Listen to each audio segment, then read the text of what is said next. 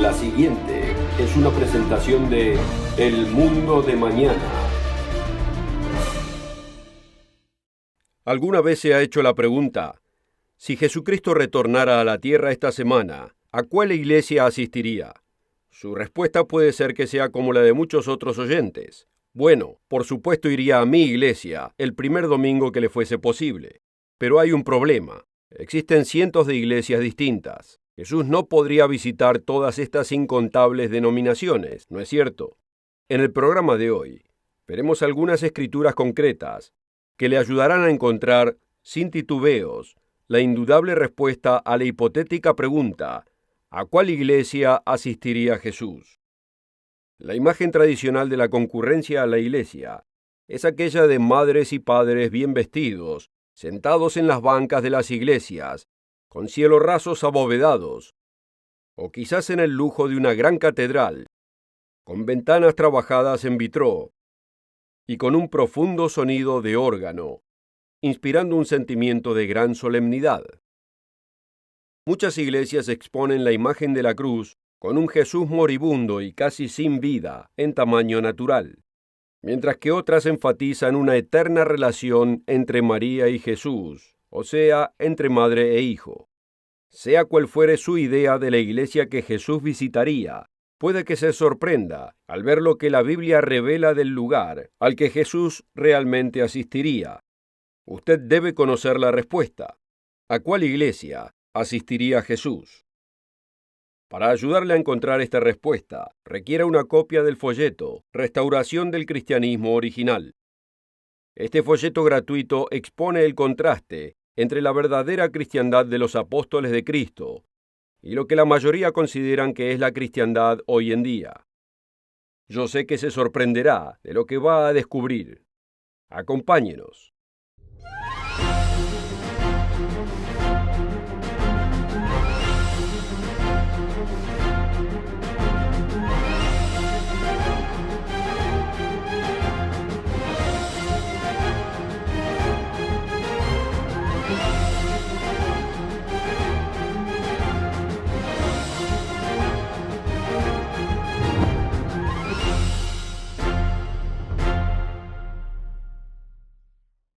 Un caluroso saludo a nuestros oyentes del Mundo de Mañana, y especialmente si nos acompañan por primera vez. En este programa, hablamos directamente desde la Biblia, y no intentamos que la Biblia diga lo que nosotros queremos. Encontrará que los hechos que le presentamos pueden ser probados en las páginas de su Biblia. Para hacer este enunciado relevante, debo explicar un importante hecho. Luego de una cuidadosa evaluación, los presentadores del Mundo de Mañana han decidido usar la versión Reina Valera como la Biblia de referencia principal. Esto no significa que no usaremos otras traducciones de vez en cuando, para dar a entender algo o dejarlo más en claro, pero entendemos la importante diferencia entre una traducción palabra por palabra y otra de idea por idea. La edición Reina Valera es una traducción hecha palabra por palabra y con notable precisión. Con esto en mente, consideremos algunas áreas de doctrina y de práctica con las que vivió Jesucristo cuando estaba en la tierra. Tiene sentido que lo que Él hizo y lo que enseñó hace 2000 años fuese lo mismo que enseñaría hoy. Y es lógico que buscaría una iglesia que enseñe lo que Él enseñó, que practique lo que Él practicaba y crea lo que Él creía. ¿No es cierto? Después de todo, si vamos a Hebreos capítulo 13, versículo 8, leemos, Jesucristo es el mismo ayer, y hoy, y por los siglos. Si regresara a la tierra hoy, Él enseñaría y creería exactamente lo mismo que hace 2000 años. El hecho es que la tal llamada cristiandad de hoy ha cambiado muchas de las cosas que Él hacía y practicaba. ¿Aceptaría Jesús estos cambios? ¿O buscaría una iglesia que hace y practica la misma cristiandad que Él le enseñó a los apóstoles y a la iglesia del primer siglo? Cerremos por un momento los ojos y pensemos. Imaginemos por un momento cómo visualizamos nosotros el aspecto que tenía Jesús. Lo imaginamos quizás con pelo largo, con barba, con una apariencia serena, y casi mística en su rostro. Ahora, abramos los ojos, porque ahora vamos a ver lo que la Biblia dice del modo que realmente se veía. ¿Reconocería usted a su Salvador personal si Él entrara en su iglesia? Por supuesto que lo haría, dirá usted. Vestiría una túnica suelta, abundante barba y cabello largo. Tendría vista penetrante y sería calmo y sereno, y todos nos postraríamos para adorarle. Pero existe un problema. Jesús no tenía cabello largo. ¿Cómo puedo ser tan dogmático en lo que digo? Porque la Biblia dice claramente que el cabello largo en el hombre, en realidad, ¿está listo? Es una vergüenza para él.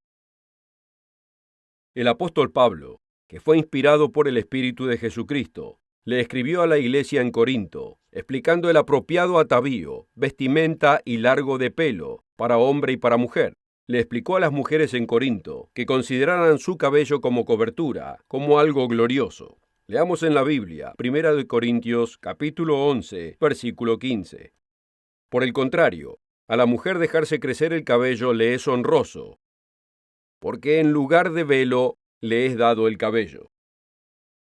Como contraste en el versículo previo, nos es dicho, la naturaleza misma no nos enseña que al varón le es deshonroso dejarse crecer el cabello.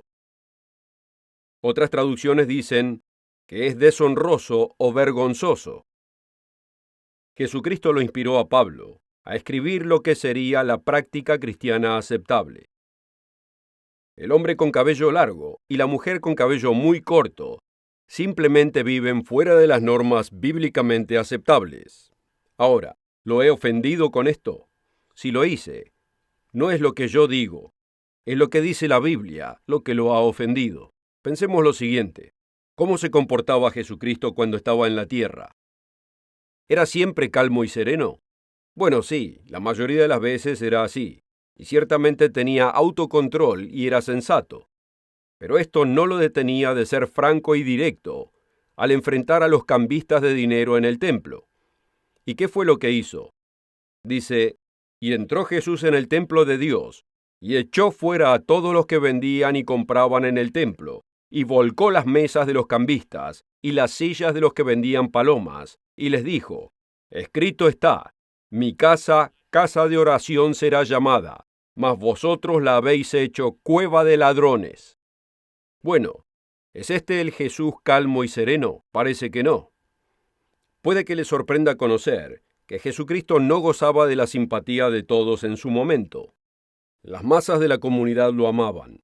Se gozaban al oír sus claros mensajes de verdad y de justicia. Les deleitaba verlo sanar enfermos y echar a los demonios. Él tampoco tenía miedo de enfrentar a los líderes religiosos. Escuche lo siguiente en Mateo capítulo 23, versículos 27 y 28.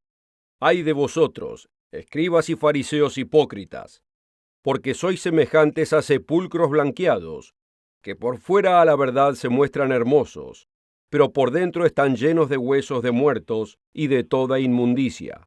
Así también vosotros, por fuera a la verdad, os mostráis justos a los hombres, pero por dentro estáis llenos de hipocresía e iniquidad. No se sorprenda si los líderes religiosos de hoy tampoco recibieran a Jesucristo con los brazos abiertos, si Él retornara a la tierra. Él posiblemente experimentara el odio y el enojo de la institución religiosa presente, como le sucedió en su época. Como así también puede haber individuos, quizás como usted, que claramente perciban su sinceridad y honestidad y buscaran seguirle. Usted puede estar entre aquellos que estén preparados para respaldar lo que creen, que Jesús enseñó y practicó, aunque sea totalmente diferente de lo que la mayoría de la gente creyera. Piense bien en esto. Entonces la pregunta, ¿a cuál iglesia asistiría Jesús? Es muy interesante, porque muchos de nosotros fuimos criados con conceptos acerca de Jesús que francamente no provienen de la Biblia. Para ayudarle con esta respuesta, le ofrecemos un folleto gratuito titulado Restauración del Cristianismo Original. Contáctenos para recibir una copia o visítenos en elmundodemañana.org.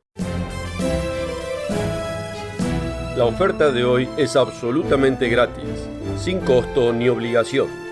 Visítenos en elmundodemañana.org. Encuéntrenos en Facebook y síganos en Twitter.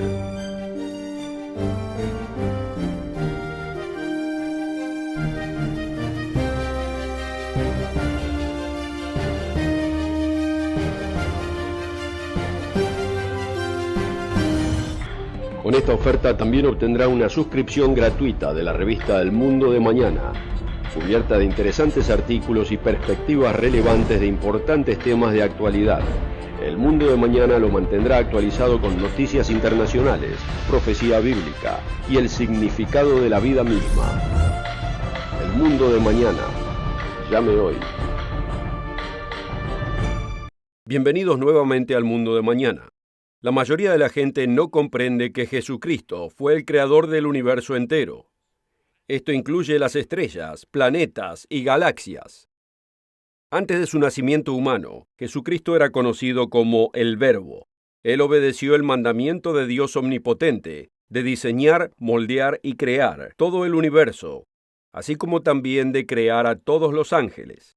Si vamos a Colosenses 1, versículo 16, leemos lo siguiente: porque por Él, o sea por Jesucristo, fueron creadas todas las cosas, las que hay en los cielos y las que hay en la tierra, visibles e invisibles. Todo fue creado por medio de Él y para Él. Asombroso. ¿Ya lo sabía usted? No esté tan seguro de que conoce todo lo que dice su Biblia, porque muchos de nosotros aceptamos lo que nos fue dicho sin cuestionarlo.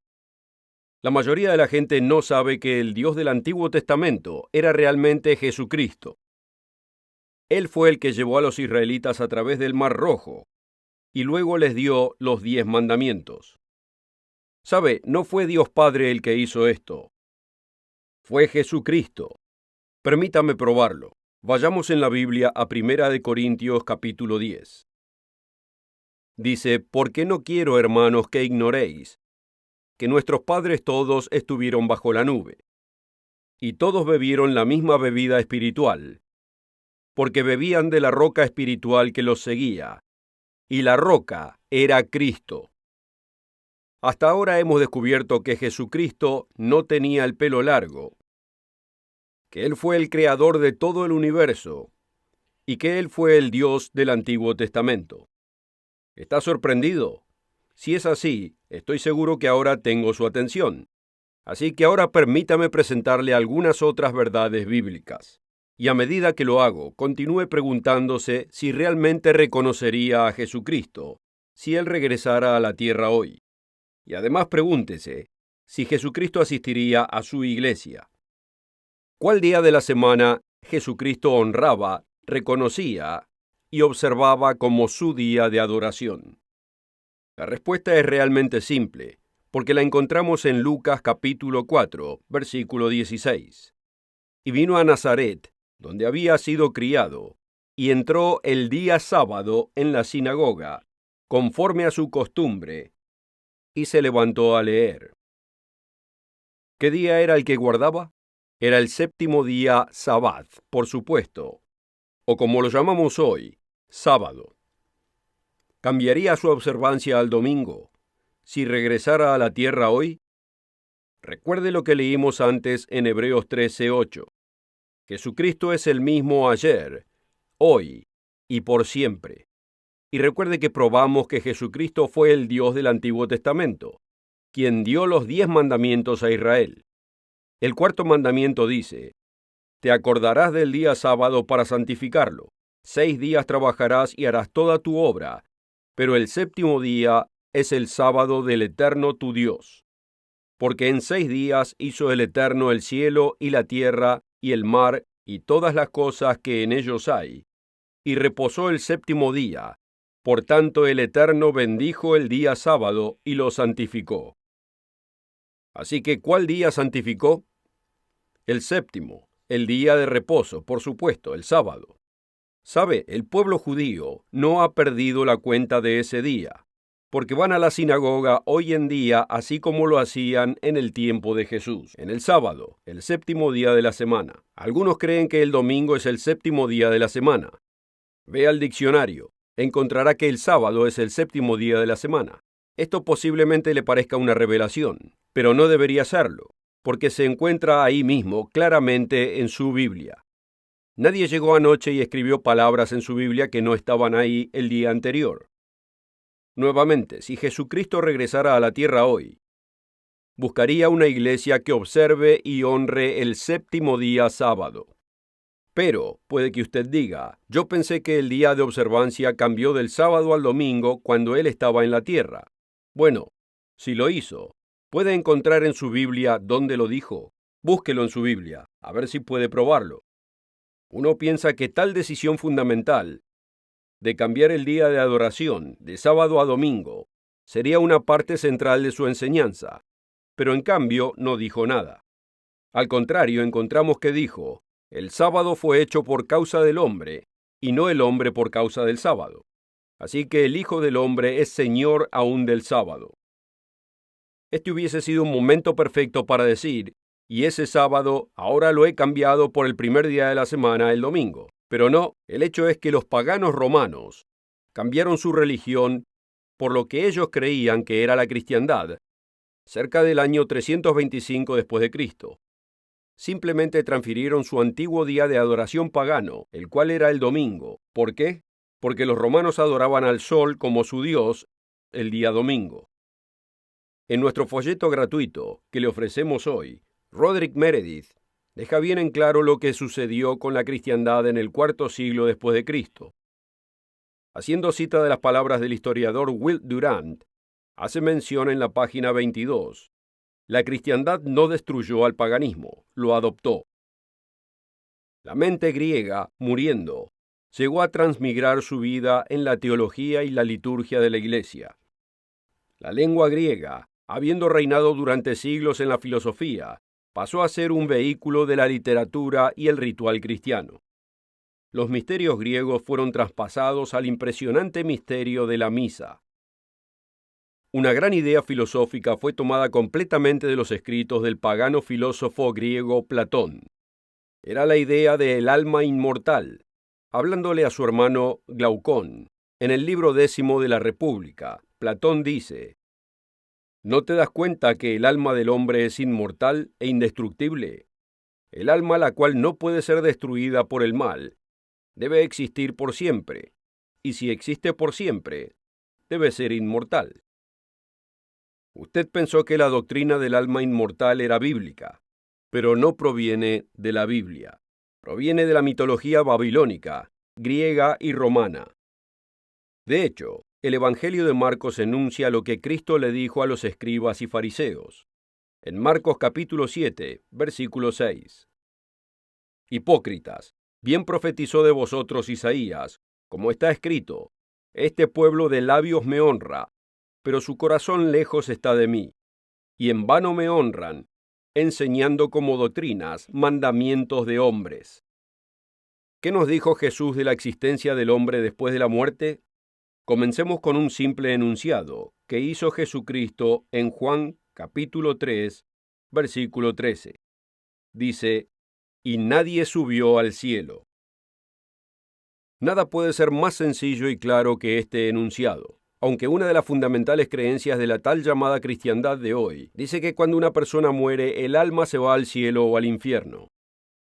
Notemos una escritura similar, esta vez en los Hechos capítulo 2 versículo 34. Hablando del antiguo rey David, dice, porque David no subió a los cielos. Bueno, yo pensé que David era un hombre conforme al corazón de Dios, y si alguien podía haber ido al cielo, sería el rey David. Lo lamento, no es así. De hecho, el rey David está entre muchos de los patriarcas que están durmiendo en el sepulcro, esperando una resurrección. El sabio Salomón lo dijo de este modo, porque los que viven saben que han de morir, pero los muertos nada saben. La Biblia revela que la muerte es un estado sin conciencia, donde el cuerpo regresa a la tierra de donde vino, y el espíritu sin conciencia del hombre retorna a su Creador esperando una resurrección. Job entendió el orden de estos eventos y nos dice en el capítulo 14, versículos 13 y 14. Oh, ¿quién me diera que me escondieses en el sepulcro, que me pusieses plazo y de mí te acordaras. Si el hombre muriere, ¿volverá a vivir? Y responde a su pregunta en la próxima frase. Todos los días de mi edad esperaré hasta que venga mi transformación, o mi liberación, como dice en la Reina Valera 60. Job sabía que había un tiempo entre la muerte de una persona y su resurrección, cuando dormiría pacíficamente en el sepulcro. El Nuevo Testamento mantiene el mismo mensaje. El apóstol Pablo dijo en 1 de Tesalonicenses capítulo 4, versículos 13 y 14, Tampoco, hermanos, queremos que ignoréis acerca de los que duermen, para que no os entristezcáis como los otros que no tienen esperanza. Porque si creemos que Jesús murió y resucitó, así también traerá Dios con él a los que durmieron en Jesús. La verdad revelada en la Biblia difiere mucho de las doctrinas de la tal llamada cristiandad. Para ayudarle a encontrar estas verdades, hemos preparado un folleto para usted titulado Restauración del Cristianismo Original. Este es un material gratuito y no lo contactaremos ni le pasaremos su información a terceros. Mantendremos su información privada y confidencial. La oferta de hoy es absolutamente gratis, sin costo ni obligación. Visítenos en elmundodemañana.org. Encuéntrenos en Facebook y síganos en Twitter.